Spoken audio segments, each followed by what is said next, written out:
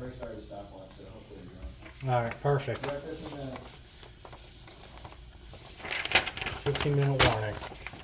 Welcome everybody to the first iteration ever of my overhaul class. I am Instructor Cummings. I'll be leading you through this adventure today. It's going to be fun. It's going to be a good time. As you can see today, we'll be learning about overhaul. That will be our topic. If you stand by 1 second, I want to make sure the class gets a nice actual textbook definition of it, which I have right here.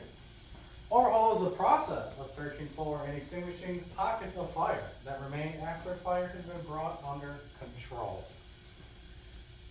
Our class objectives are we're going to do some cognitive parts through the book. This book is Jones and Barlow learning about overhaul textbook version. Then we'll go over some psychomotor slides and do a brief demonstration before a practical psychomotor checkoff.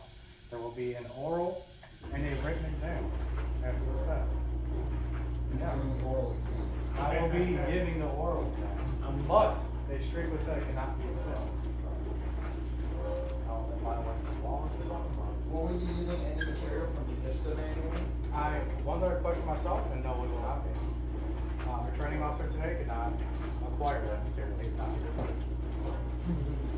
References: Jones and Barlow Learning, Durham Fire Department SOPs and tools. Let's get going.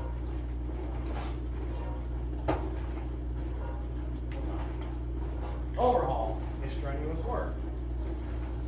Like I said, it would be in air, making full turnouts. We do a lot of ceiling pulling that can get very tiring. We want to make sure that we are getting adequate rest and rehab in between.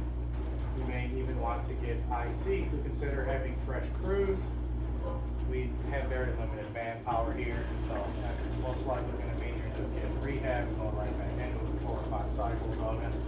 It's important to get your vitals documented and admit if you are too fatigued. Due to that fatigue, it might lead you to be overlooking some hazards out there. Too tired, you might not need to be looking for those sagging ceilings, stuff you may trip over. I've done that a couple times.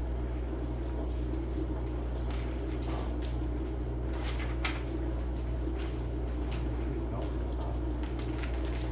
These are actually awesome.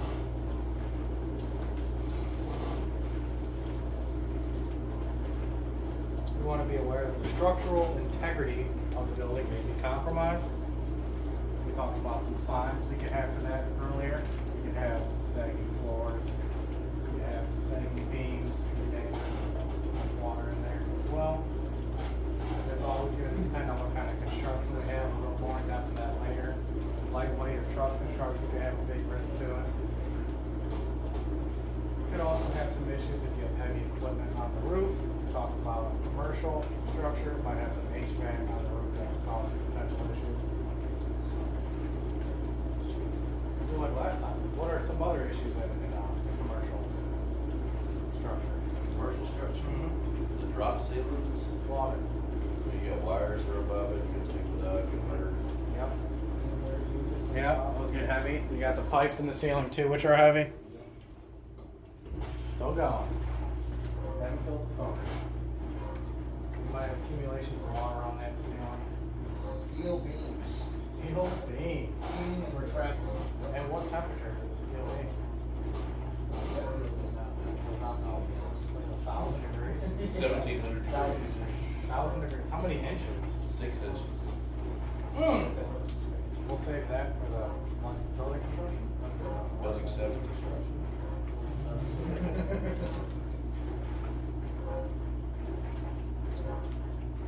We have limited visibility during overhaul. That's very true, especially if you're doing it at night.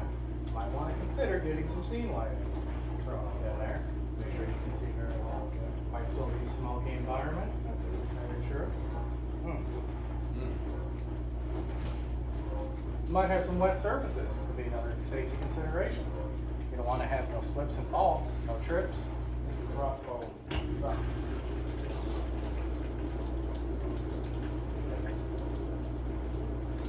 Might free that. I mean, that happens here too. Might get a sheet of ice on there outside. So that's a consideration. Wearing that air pack might fall backwards, crack your back, and get a brace with light duty. For months. Terrible. Use that reference? Hilarious. smoldering areas may burst into flames. I think it's actually next one.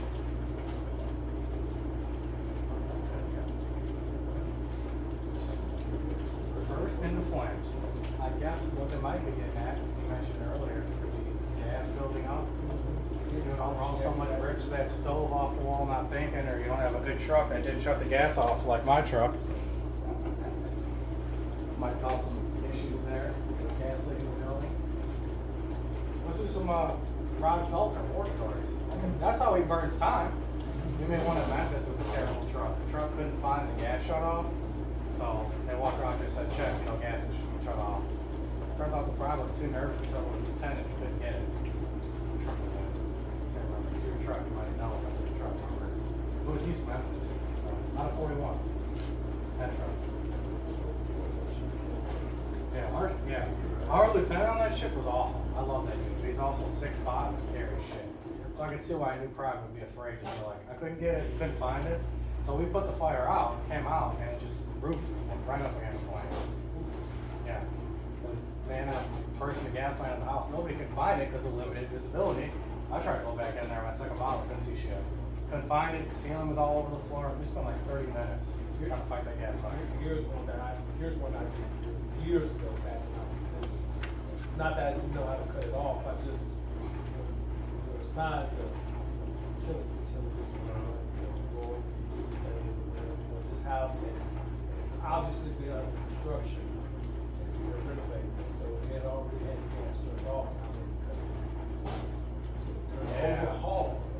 During the overhaul period, they found that the gas was back on. So unfortunately, I got in trouble for it, but it was not because I wasn't doing the job. It's just I was tunnel vision and not paying attention. Yeah. Yep. Another safety concern for you. What's a safety Building concern? construction would be able to move from the house. Yes. Not Yes. going and checking the rest of the area that it could have extended to. Extinguish the fire, put everything back on all the pieces of equipment, see it start pumping out smoke again. You might have known you missed it. Does that happen? Sounds like it's- I've never. Has indeed Oh, happened. I've never seen it before. It was a basement fire. Oh. In 18's territory, that turned into an attic fire when we left. Well, when we were When we left. backing up. Yeah. Was that so far?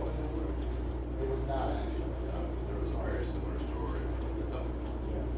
It's not smooth. It's a corporation. No, right. Pretty sure it's not. No. Alright, so. All right, air quality. Air may not be safe to breathe. Correct. You see a lot of people not paying on the air packs. We want to make sure we get those beautiful Drager monitors provided to us, not at the CO level. And as we talked about, the spontaneous explosions of balloon frames and other stuff. Make sure you get your both arrays in there. Look for any potential gas buildup. N95 is not going to cut it. Like you do. Still getting all What about the surgical mask they protect against I COVID? don't think that would be. What's It the only parts gets per COVID. billion of COVID versus smoke? I think COVID is COVID is smaller, 0.2 right? It doesn't protect nanometers. against smoke. Benzene particles might be higher. I actually wondered. It's not in here. If you can wear an N95 to protect against smoke. How big the particles are, particulates in overhaul smoke, and N95 will block them. I know coffee will not penetrate for N95. Coffee will not? Maybe it's better research Are later. you able to blow a candle out with an N95? Isn't that what they were telling us? If you blow a candle out, then it's not COVID safe? Well, that'll be our second practical today. I've never tried that, but I think we should. Oh. Oh, there goes the ambulance. Hang on. Engine Pause it. 92. We will resume after this call. 97.